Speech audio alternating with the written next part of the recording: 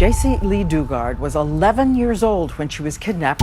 Everyone thought there's no way she's still alive. Pretty, young, innocent child. We've never heard of a child being found after 18 years. New details in the Jaycee Dugard case. Very happy to be in front of you under these circumstances. When she reappeared, everyone was wondering, how did she survive that long? I can't fathom how I kept it together. How could she have been abducted in broad daylight? Jaycee's stepfather watched helplessly from a distance. This has never happened before. Every parent's worst nightmare. Why is it that probation officers failed to find her 60 times? That's what I don't get. I offer my apologies. Mr. Mesner, we just want to ask you a question. They hear a report their kids living in a backyard, and they're not curious at all. Find out how her captors evaded authorities. If you stay in his front room, place you in restraint, because right now I'm searching the house. Oh, he's an arrogant little guy, isn't he? And what happened 18 years later that led to her rescue? I happened to just turn and see the two young girls, and something's not right. What's the one mistake parents should never make? But you never think it's going to happen to you. Pure hell for 18 years. How did Jaycee Lee Dugard come face to face with death and escape? I wanted to see her more than anything. Jaycee walks up the hill in front of her house to catch the school bus. When she reaches the road, a gray car pulls up beside her and cuts her off. She freezes. The man inside rolls down the window. And his hand shoots out, and I just feel numb. He shocks her with a stun gun. My whole body is tingly. I don't know what it's from. She falls instantly to the ground, unconscious, before he grabs her and shoves her inside the back of the car. 911? This is 911. On Pioneer Boulevard, the wash zone. My daughter was just kidnapped. Top of the hill with a gray Ford. A man and a woman in the car. She comes to, face down, on the floor in the back seat of a car. The man behind the wheel is Phillip Garrido, a convicted sex offender. Holding her down on the floor is his wife, Nancy. After we were driving for a while, I heard the driver say, "I can't believe we got away with it." And he started laughing. It was like the most horrible moment of your life. The Garridos drive their captive 150 miles to a blue house in a neighborhood near San Francisco. Garrido strips off her clothes and puts a blanket over her head. He takes the naked child into this shed, completely soundproof. He tells her he's going to put her in handcuffs. He sees me hesitating and picks up the stun gun. He explains to me that he took me so I could help him with his problem so he wouldn't have to bother anyone else. He says that by me giving him an outlet, I am saving others. And then he said he'd be back later. And he shut the soundproof door and then the other door with the lock. Have you seen Jaycee Lee Dugard? 120 miles away, her loving mother searches relentlessly for her missing child. She even goes on national TV to plead for help. Pretty, young, innocent child. And it's time that she comes home. What followed was a massive search for Jaycee. Friends have been searching with her all day and evening. Police started searching. Police set up a roadblock and go door to door. Parole officers come to the Garrido house. Jaycee Dugard is being held captive just 30 feet away. You can hear Nancy Garrido attempting to distract the officer, pestering him.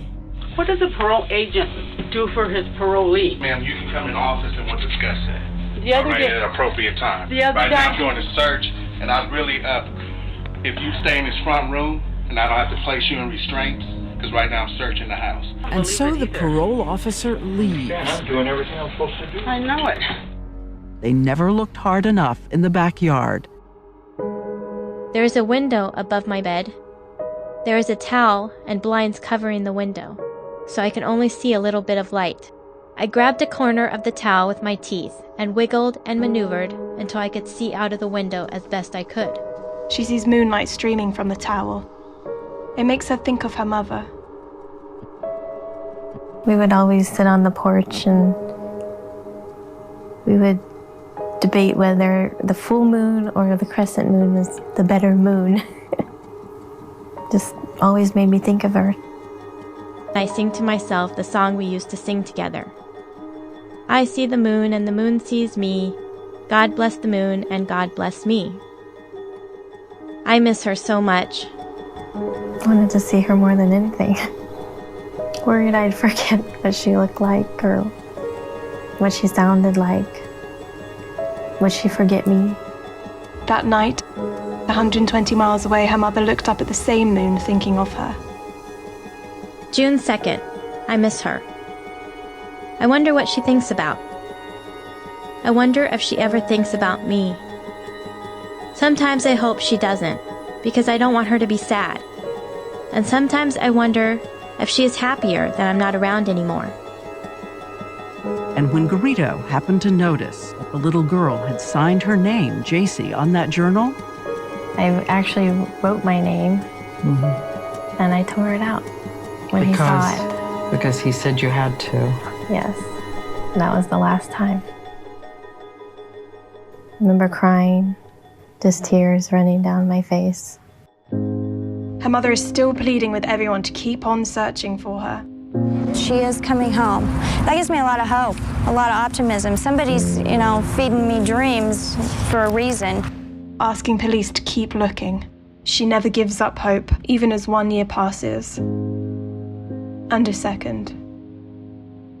She even kept Jaycee's little bedroom untouched. And I definitely like to be in here, being next to her. Even though she's not here, she's still in my heart. And 2 hours away in the backyard, Jaycee Dugard is still bolted in, not allowed to go outside. One night, the Garridos are with her. And then they tell you they think you're pregnant. Yeah. Jaycee Dugard started to feel strange. She starts to go into labor. No one is around. She's alone, trapped in the shed. The contractions last into the night. I twist and turn and try to find a comfortable position, but nothing helps.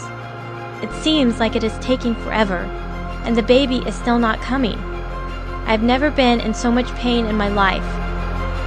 She came out, and then I saw her. She was beautiful.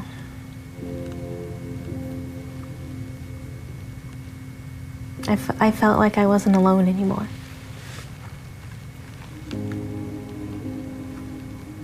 Had somebody that I knew I could never let anything happen to her. I didn't know how I was going to do that, but I did. 3 years later, another birth in the backyard. Hi, my name is Terry. I have an 11-year-old daughter named Jaycee Lee Dugard. I've not seen Jaycee in 7 years. There was an extensive search in the beginning. We did a massive poster mailing. We did everything we possibly could to help find her. And all I can think about, all I can remember is not being able to hold her and hug her and kiss her. By this time, August 2009, Jaycee Dugard had long since stopped looking at the moon as she used to do with her mother. It was just too painful. But mysteriously, this night, for some reason, I looked up and the moon was just bright and beautiful. And 120 miles away, someone else has also grown 18 years older. Jaycee Dugard's mother also looks up. I had gone to my second job and got home about 8:30, 9 o'clock, and I was tired and hungry and wore out. And I remember looking up at the moon, and I said, "Okay, Jace, where are you?" It has now been 18 years. Phillip Garrido is increasingly taking his delusions public. He decides to go on the campus of UC Berkeley. So he came in wanting to host an event on campus, and he says, "You're gonna love this. I need to talk to you. I've got something that the entire world is gonna wanna know." While he's talking, I happen to just turn and slightly and I see the two young girls that were standing on the outer off. And I look over at the girls, and so I said, "Well, whose children are these?" And he says, "They're mine." So I said, "Hi girls, how are you? Come on in." And they sort of just kind of stayed propped.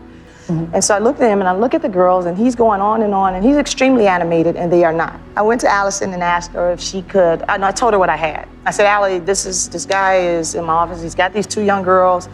Something's not right." The two women engaged Garrido in conversation, pretending to be interested in his delusional rant, and as soon as they could, ran to check who he was. They discovered in horror he is a sex offender. And I'm thinking, he's on parole, he's huge, and he's got this record, this violent record. This is not going to be good. The family is separated. The questioning continues. There's a problem. A frightened Dugard keeps sticking to the script Garrido has given her and keeps saying her name is Alyssa. She asked again for my name, and I told her I couldn't tell her. I felt like I had just been waiting for the right question. She asked for my name again. I said I couldn't say it. I wasn't trying to be difficult. I told her I haven't said it in 18 years. I told her I would write it down. I wrote down my name for the first time in 18 years. Jaycee Lee Dugard. It was like breaking an evil spell. In that moment, I felt free. Stunned police officers ask if she wanted to call her mother. They're like, you can see your mom, and I'm like, I can see my mom? I remember saying, come quick. And I remember telling you, I'm coming, baby, I'm coming. I was convinced that this day would never happen. For the longest time, I couldn't remember what she looked like. Finally, I took a deep breath and made myself walk through the door. And there she was! I knew it was her instantly, with arms wide open. I walked to her, and she was smiling and crying, and she put her arms around me, and I felt so safe and whole again. She was my mom, and she was holding me. As we stood there crying on each other's shoulders, she pulled back a little to look me in the eye and hold on to my shoulders. She said to me, I knew I would see you again. Today, her two babies are attending college. They're so resilient and they're beautiful and loving. It's taken a lot of time and it hasn't come overnight. You know, you have to put in the hard work and cry and for sure laugh about everything that you can. I didn't want to give one more minute to Phillip and Nancy. They took 18 years of my life. I am so lucky and blessed for all the wonderful things that I do have. Life is too short to think about all the things you don't have. I had my girls to give me strength, and perhaps, deep inside, the dim hope of seeing my mom again. Even if it is just one thing or person you have to be thankful for, that is enough. I could not have gotten through my ordeal without believing that someday my life would make sense. Life's adventure is important. It is important to live each day to its fullest, whatever life brings you. And we climbed the mountain. We crossed the frozen river. We cannot just cross anywhere because the border guards watching us and they would shoot us. We bribed the border guards, but we cannot bribe every guard because 100 meters, guards, and the dog was like barking. So